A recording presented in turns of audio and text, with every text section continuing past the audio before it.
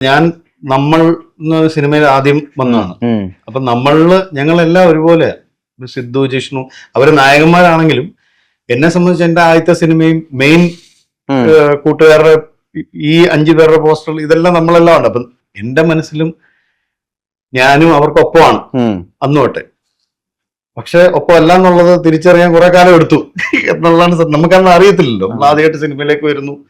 നമ്മുടെ നാട്ടിൽ നിന്ന് നമ്മളേ ഉള്ളൂ, നമ്മുടെ കോളേജിൽ നിന്ന് നമ്മളേ ഉള്ളൂ, നമ്മുടെ ബാച്ചിൽ നിന്ന് നമ്മളേ ഉള്ളൂ. അപ്പൊ നമുക്ക് ആ ഒരു ചെയ്തു. അതിനുശേഷം ആ കാലഘട്ടത്തിൽ കുറെ പുതുമുഖ നടിയന്മാർ വന്നിരുന്ന ഒരു സമയമാണ് 2002 തൊട്ട് 2005 വരെയുള്ള കാലഘട്ടം. ആ പ്രായത്തിൽ പലരും സ്പീഡിൽ മുന്നിൽ കയറി ഓടിയിട്ടുണ്ട്.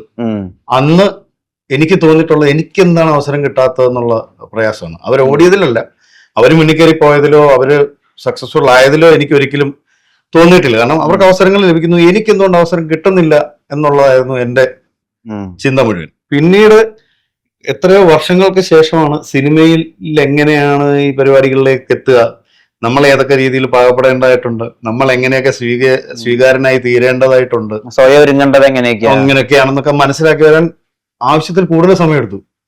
അതായത് 2015 ആക്ഷൻ ഹീറോ ബിജു ഒക്കെ കഴിഞ്ഞതിന് ശേഷമാണ് എനിക്ക് ഓർഡിനറി ഒക്കെ സുഹൃത്തുക്കളുടെ സിനിമയാണ്. അത് സുഗീതും ഇപ്പൊ നമ്മൾ കമൽ സാറിന്റെ അസിസ്റ്റന്റാണ് സുഗീത്. അന്ന് തൊട്ടേ സുഗീതിന്റെ 1-2 സ്ക്രിപ്റ്റുകളിൽ ചർച്ചയ്ക്കും എഴുതാനും ഒക്കെ ആയിട്ടിരുന്നിട്ടുണ്ട്. സുഗീതായിട്ടൊക്കെയുള്ള സൗഹൃദമുണ്ട്. എന്നിട്ടും അപ്പുറത്ത് എനിക്ക് വേഷമില്ലായിരുന്നു. മണികണ്ഠൻ പട്ടാമ്പി ചെയ്യേണ്ട റോളാണ്. പുള്ളിക്ക് ഡ്രൈവിംഗ് അറിയാത്തതുകൊണ്ട് മാത്രം എനിക്ക് കിട്ടിയാണ് റോള്. അപ്പം അപ്പോഴും അങ്ങനെ സംഭവിക്കുന്നുണ്ട്. അപ്പൊ അന്ന് എന്റെ മമ്മിയൊക്കെ എന്നോട് ചോദിച്ചിട്ടാ, നീ സുഗീതിന്റെ കൂടെ ഇത്രയും കാലം നടന്നിട്ട് നിനക്ക് ഒരു വേഷം അതിനകത്ത് ഇല്ല. അപ്പൊ ഞാൻ പറഞ്ഞു, അമ്മയെ എനിക്ക് പറ്റിയ വേഷം വേണ്ട അതിനകത്ത്, എനിക്ക് പറ്റിയ വേഷം ഇല്ല, ഞാൻ നോക്കി. അങ്ങനെ പല സിനിമകളും എനിക്ക് പറ്റിയ വേഷങ്ങൾ ഇല്ലാത്തതുകൊണ്ടാണ് എനിക്ക് വേഷങ്ങൾ കിട്ടാത്തതെന്ന് തന്നെ വിശ്വസിച്ചു പോയ ഒരാളാണ് ഞാൻ. പിന്നീട് സിനിമയുടെ സ്വഭാവങ്ങൾ മാറി, നമ്മളുടെ ആക്ടിങ് രീതികൾ മാറി, നമുക്ക് കുറച്ചും കൂടെ അറിവുകൾ വന്ന് സിനിമയിൽ എങ്ങനെയൊക്കെ പെരുമാറണം, എങ്ങനെയൊക്കെ നിൽക്കണം, കിട്ടുന്ന ക്യാരക്ടേഴ്സിനെ എങ്ങനെ സമീപിക്കണം, ഇതിന്റെയൊക്കെ ചിന്തകൾ വന്നതിന് ശേഷമാണ് അവസരങ്ങൾ കൂടുതലായിട്ട് കിട്ടി തുടങ്ങിയിട്ടുള്ളത്. അപ്പൊ സൈജു എന്നോട് എപ്പോഴും പറയും, ജോജു രക്ഷപ്പെടുന്നതിന് മുമ്പ് സൈജു പറഞ്ഞിട്ടുള്ളതാണ് ഇയാളെ കിടിലൻ ആക്ടർ. സൈജു 3 പേരുടെ പേര് എപ്പോഴും പറയായിരുന്നു. ഒന്ന് ജോജു, ഒന്ന് ദിനേശ് പ്രഭാകർ, പിന്നെ ഞാൻ. നിങ്ങൾ 3 പേരും കിടിലൻ ആക്ടേഴ്സ് ആണ്. നിങ്ങൾക്ക് മലയാള സിനിമയിൽ ഒരു ടൈം ഉണ്ട്, ടെൻഷൻ അടിക്കണ്ടെന്നൊക്കെ അന്ന് സൈജു ഹീറോ ആണ്. അന്നും സൈജു റേഞ്ച് വേറെയാണ്. ആക്ച്വലി ഇല്ലല്ലോ, ഞാൻ ഹീറോ ഒന്നുമല്ല. 2011 കാര്യമാണ്. 2010 ശേഷം ആ സമയത്ത് എനിക്ക് ആക്ച്വലി ബ്രേക്ക് കിട്ടിയിട്ടില്ല. നമ്മള് കാണുന്നത് സൈജു ആസ് എ ഹീറോ എന്നൊരാളാണ്. സൈജുവിന് ഡെഫിനറ്റ്ലി പ്ലേസ്മെന്റ് ഉണ്ട് സിനിമയിൽ. പിന്നെ അവശ്യ ഘടകമല്ല എന്ന് പറയുന്ന ഒരു കാര്യം. സൈജുവിന്റെ ഒരു പടം വരികയാണെങ്കിൽ ഒന്ന് ഹീറോ ആയിട്ടോ അല്ലെങ്കിൽ ഹീറോയുടെ ഏറ്റവും വില്ലനായിട്ടോ അല്ലെങ്കിൽ അങ്ങനത്തെ പ്ലേസ്മെന്റ് ആണ്. നമുക്ക് അന്നേരം കിട്ടുന്ന 1 സീൻ 2 സീനാണ്. അപ്പൊ നമ്മളെ സംബന്ധിച്ച് സൈജു എപ്പോഴും റേഞ്ചിന് മേളിൽ ഉള്ള ഒരാൾ തന്നെയാണ്. അപ്പൊ സൈജു അങ്ങനെ കോൺഫിഡൻസ്. പിന്നെ നമുക്ക് ടെൻഷൻ വരുമ്പോൾ സൈജു എനിക്ക് ക്ലാസ് ഒക്കെ എടുത്തിട്ടുണ്ട് 1/2-3 മണിക്കൂറോളം. മോട്ടിവേഷൻ അല്ല, എങ്ങനെയാണ് നമ്മൾ നെറ്റ്വർക്ക് ചെയ്യേണ്ടത്, സിനിമയെ സമീപിക്കേണ്ടത്, എന്തൊക്കെ കാര്യങ്ങളാണ് നമ്മൾ ചെയ്യേണ്ടത്, അതൊന്നും ഇപ്പോഴും ഞാൻ ചെയ്തിട്ടില്ല. പക്ഷെ സൈജു വളരെ കൃത്യമായിട്ട് സൈജുവിന്റെ ഇപ്പൊ ഞാൻ പറയാം, സൈജുവിന്റെ പഴയ സുഹൃത്തുക്കളെയൊക്കെ നമ്മൾ പരിചയപ്പെട്ടിട്ടുണ്ട്. സൈജുവിന്റെ ഒരു ഡീസന്റ് ബിഹേവിയർ, അല്ലെങ്കിൽ സൈജു ആൾക്കാരോട് ഇടപെടുന്നത്, ഇത് സിനിമയ്ക്ക് വേണ്ടി ഉണ്ടാക്കിയതല്ല. സൈജു ചെറുപ്പം മുതലേ അങ്ങനെ ആയിരുന്നു. സൈജുവിന്റെ ചെറുപ്പം മുതലെയുള്ള കൂട്ടുകാർ പറയുന്നത്. അപ്പോ ഞാനൊന്നും അങ്ങനെയല്ല ബേസിക്കലി. അപ്പൊ നമ്മള് പാകപ്പെട്ട് വരേണ്ട ഒത്തിരി കാര്യങ്ങളുണ്ട്. അപ്പം സൈജു ഇരുത്തിക്കൊണ്ട് പറയുകയാണെങ്കിലും സൈജുവിൽ നിന്ന് ഒത്തിരി കാര്യങ്ങൾ ഞാൻ പഠിക്കാൻ ശ്രമിച്ചിട്ടുണ്ട്. ജോജുവിൽ നിന്ന് ഞാൻ ഒത്തിരി കാര്യങ്ങൾ പഠിക്കാതിരിക്കാനും നോക്കിയിട്ടുണ്ട്. അത് ജോജു മോശക്കാരനായിട്ടല്ല, എന്നെ കൊണ്ട് കൂട്ടിയാൽ കൂടില്ല. അത്രയും ഹാർഡ് വർക്കിലേക്ക് എത്താൻ എന്നെ കൊണ്ട് കൂടിയാൽ കൂടില്ല. പക്ഷെ സൈജു ചെയ്യുന്ന കാര്യങ്ങളെങ്കിലും എനിക്ക് ചെയ്യാൻ പറ്റും. പക്ഷെ അതിലേക്കും എനിക്ക് അങ്ങനെ കാര്യമായിട്ട് എത്തിപ്പെടാൻ പറ്റിയിട്ടില്ല. പക്ഷെ ഞാൻ കുറെയൊക്കെ ആൾക്കാരോട് അഭിപ്രായങ്ങൾ പറയുമ്പോഴും ആൾക്കാരോട് ചില കാര്യങ്ങൾ പറയുമ്പോഴും ഞാൻ അതിലേക്ക് ഞാൻ വരുന്നുണ്ട്, അഭിപ്രായങ്ങളിലേക്ക് ഞാൻ വരുന്നുണ്ട്, ശ്രദ്ധിക്കാറുണ്ട്. അപ്പൊ അതുകൊണ്ട് തന്നെ ഓരോരുത്തരും അവരുടേതായിട്ടുള്ള പ്ലേസ്മെന്റിലേക്ക് എത്തുന്നത് അവരുടെ ഹാർഡ് വർക്ക് കൊണ്ടും അധ്വാനം കൊണ്ടും മിടുക്കൊണ്ടുമാണെന്ന് വിശ്വസിക്കുന്ന ഒരാളാണ് ഞാൻ.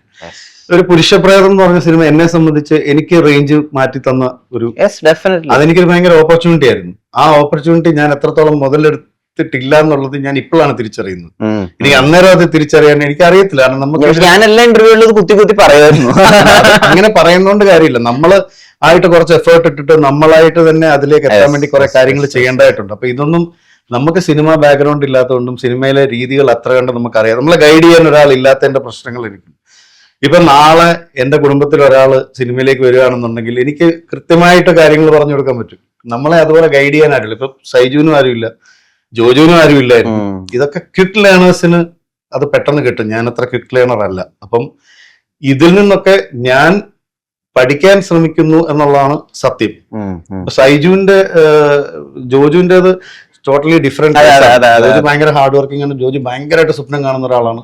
തലയിൽ സിനിമ മാത്രമുള്ള ജോജു കാട്ടത്തിന്റെ മേൽ കടത്തിന് നിന്നാലും ജോജു 5000 രൂപയുടെ കടം മേടിച്ചിട്ട് പൊള്ളാച്ചിയിൽ ഒരു പടം തുടങ്ങുന്നുണ്ട്. അവിടെ നമ്മുടെ കാറും കടം മേടിച്ചോണ്ട് പോയി അവിടെ പൂജയ്ക്ക് പോയി ഡയറക്ടറെ കണ്ടിട്ടേ വരത്തുള്ളൂ. അത്രയൊന്നും ഹാർഡ് വർക്ക് ഇപ്പൊ സൈജുവും ചെയ്യുമെന്ന് എനിക്ക് തോന്നുന്നില്ല. ഇല്ല, ഞാൻ കടം മേടിക്കില്ല, ഞാനും ചെയ്യത്തില്ല. കൊടുക്കുകയില്ല. നല്ല കൊടുത്തിട്ടുണ്ട്, പക്ഷെ ഞാൻ പക്ഷെ ഞാൻ കടം കൊടുക്കും. പക്ഷെ സൈജുവിന്റെ ഇന്റർവ്യൂവിൽ സൈജു പറഞ്ഞിട്ടുണ്ട്, നമ്മൾ ചാൻസ് അല്ലേ ചോദിക്കുന്നത്, നമ്മൾ കാശല്ലോ സാർ.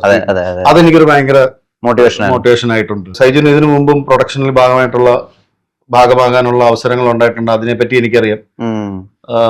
പക്ഷെ റൈറ്റ് ആൾക്കാരെ പിക്ക് ചെയ്യുക. തോമസ് ഏട്ടനെ എനിക്ക് നന്നായിട്ട് അറിയാം. തോമസ് ഏട്ടൻ ഒരു ഗംഭീര മനുഷ്യനാണ്. അപ്പൊ ഇവര് തമ്മിൽ ചേരുന്നതിൽ നമുക്ക് ഇവരെങ്ങനെ ചേർന്നു എന്ന് ചിന്തിക്കേണ്ട കാര്യമില്ല. അപ്പം അങ്ങനെയൊക്കെ ഉണ്ട്. നമ്മള് കൂടെ നിർത്താൻ വേണ്ടി തെരഞ്ഞെടുക്കുന്ന ആൾക്കാര്, ഇതൊക്കെ നമുക്കൊരു പാഠങ്ങളാണ്. നമ്മൾ പഠിച്ചുകൊണ്ടിരിക്കുകയാണ്. അസൂയയില്ല, കുശുമ്പും ഇല്ല. നമ്മളുടെ സ്റ്റഡി മെറ്റീരിയൽസ് ആണ് ഇതെല്ലാം. അതാണ് എന്റെ സത്യസന്ധമായ ആറ്റിറ്റ്യൂഡ്. ആണ്. അടിപൊളി. സൈജേട്ടാ, ഈ ഇദ്ദേഹത്തിന്റെ സിനിമകളിൽ ഡയലോഗുകൾക്ക് ഈ പറഞ്ഞ കുറച്ചുകൂടി പദസമ്പത്ത് നിറഞ്ഞൊരു സ്വഭാവമുണ്ട് പലപ്പോഴും. അതായത് കുറച്ചുകൂടി വൊക്കാബുലറി ഉണ്ടാവും, കുറച്ചുകൂടി നല്ല ചോയ്സ് ഓഫ് വേർഡ്സ് ഉണ്ടാവും. അപ്പൊ ഇപ്പൊ മലയാളി അല്ലല്ലോ, അതായത് ഈ മലയാളിയാണ്, പക്ഷെ പ്രോപ്പർ മലയാളിയുടെ പോലെ തന്നെയുള്ള ഒരു ചൈൽഡ്ഹുഡ് അല്ലല്ലോ ഉണ്ടായിട്ടുള്ളത്. അതുകൊണ്ട് ഇപ്പൊ ഇദ്ദേഹത്തിന്റെ ഡയലോഗ്സ് പറയുമ്പോൾ അല്ലെങ്കിൽ ഇദ്ദേഹത്തോട് സംസാരിക്കുമ്പോൾ കുറച്ചുകൂടി നല്ല മലയാളം വാക്കുകൾ കിട്ടുക, അങ്ങനെ ഉണ്ടായിട്ടുണ്ടോ?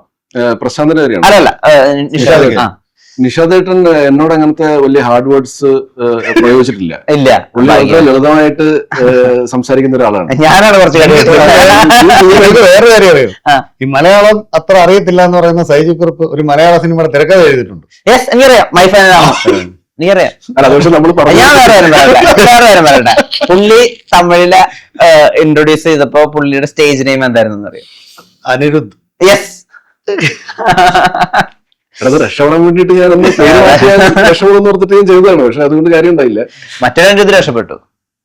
മറ്റേതാ ആക്ച്വലി അത് കഴിഞ്ഞിട്ട് എന്നെ ഒരു പ്രാവശ്യം ഒരു കോൾ വന്നിട്ടുണ്ട്. മറ്റേ പുള്ളിയാന്ന് പറഞ്ഞു. അപ്പൊ അന്ന് ഞാൻ മറ്റേ എത്ര 5000 രൂപ കൊടുത്തല്ലോ അവിടുത്തെ ഫിലിം ഡയറക്ടറിൽ ഫുൾ പേജില് വരണമെങ്കിൽ 5000 10,000 അങ്ങനെ വിത്ത് ഫോട്ടോ പിന്നെ കോണ്ടാക്ട് നമ്പറും. അപ്പൊ അങ്ങനെ ഞാൻ കൊടുത്തിരുന്നു. അപ്പൊ അങ്ങനെ എന്തോ മിസ്റ്റേക്ക് ആയിട്ട് വിളിക്ക് അനിരുദ്ധ്. ഇല്ല, അപ്പം നിഷാദേട്ടൻ വളരെ സിമ്പിൾ ആയിട്ടുള്ള ലാംഗ്വേജ്. ഇനിയിപ്പം എനിക്ക് ഇപ്പൊ ഈ സിനിമയിൽ പോലും ഡയലോഗ്സ് അത്ര ഹാർഡ് ആയിട്ടുള്ള വേർഡ്സ് ഒന്നും എനിക്ക് കിട്ടിയിട്ടില്ല. നിഷാദ് കൊണസ്റ്റുണ്ടെങ്കിലേ കട്ടിയുള്ള വാക്കുകൾ ഉപയോഗിക്കാറുണ്ട്. അതിപ്പോ സൈജുവിനുമായിട്ട് കൊണസ്റ്റ് ഉണ്ടാക്കേണ്ട കാര്യമില്ലാത്തതുകൊണ്ട്